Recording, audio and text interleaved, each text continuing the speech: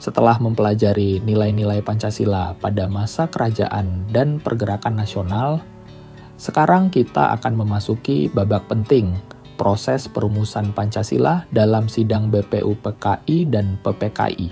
Capaian pembelajaran pada babak ini. Pertama, memahami sejarah BPUPKI dan PPKI. Kedua, menganalisis proses perumusan Pancasila.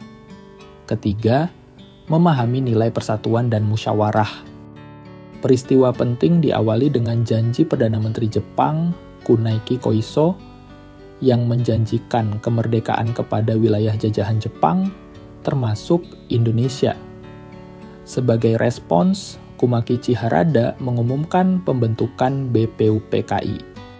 BPUPKI atau Badan Penyelidik Usaha-Usaha Persiapan Kemerdekaan Indonesia berkewajiban mempelajari dan menyelidiki segala urusan penting mengenai politik, ekonomi, tata usaha pemerintahan, kehakiman, pembelaan negeri, lalu lintas dan sebagainya yang dibutuhkan dalam usaha pembentukan negara Indonesia. BPUPKI diketuai oleh Rajiman Wedyo Diningrat, terdiri dari 70 orang. Badan Perundingan dan Kantor Tata Usaha, 1 ketua, 2 wakil ketua, 60 anggota biasa, dan 7 anggota istimewa. Pada sidang kedua, 10-17 Juli 1945, ada 6 anggota baru sehingga total menjadi 76 anggota. Sidang pertama berlangsung 29 Mei hingga 1 Juni 1945. Namun, pidato-pidato yang disampaikan selama 3 hari pertama belum menjawab pertanyaan Ketua BPUPKI, yakni negara yang akan kita bentuk itu apa dasarnya? Juni 1945, giliran Soekarno beserta A.R. Baswedan, A.K. Moezakir, R. Oto Iskandar Dinata, Mr. J. Latuharhari, dan R. Soekarjo. Pidato Soekarno pada sesi pagi menjadi kulminasi sidang pertama.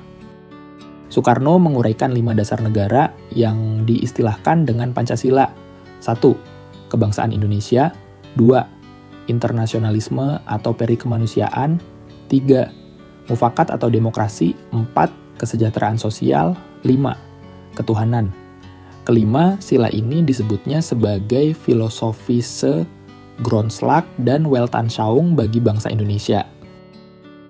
Pidato Soekarno mendapat dukungan seluruh anggota BPUPKI. Ketua Rajiman kemudian membentuk panitia kecil yang terdiri dari 8 orang, dikenal sebagai Panitia 8. Tugasnya merumuskan kembali Pancasila sebagai dasar negara berdasarkan gagasan Soekarno, sekaligus mempersiapkan teks proklamasi. Anggotanya Soekarno, Ki Bagoes Hadikoeso Emo, Wachid Hasjim, M. Yamin, Sotarjo, Maramis, Oto Iskandar, Dinata, dan Hatta. Setelah sidang pertama, BPUPKI memasuki masa reses. Panitia 8 bekerja merumuskan konsep dasar negara yang lebih operasional. Hasil rumusan ini menjadi bahan untuk sidang kedua BPUPKI.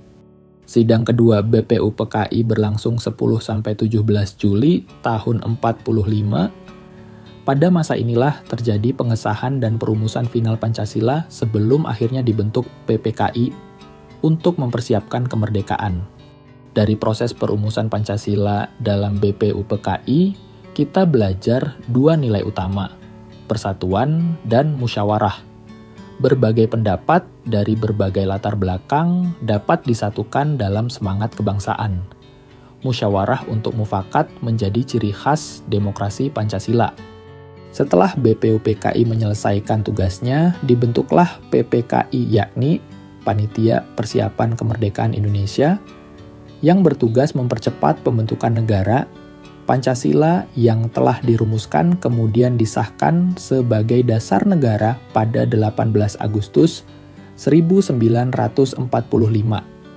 Proses perumusan Pancasila dalam BPUPKI menunjukkan bahwa dasar negara kita tidak lahir secara instan, melainkan melalui dialog panjang, pengorbanan pemikiran, dan semangat kebersamaan.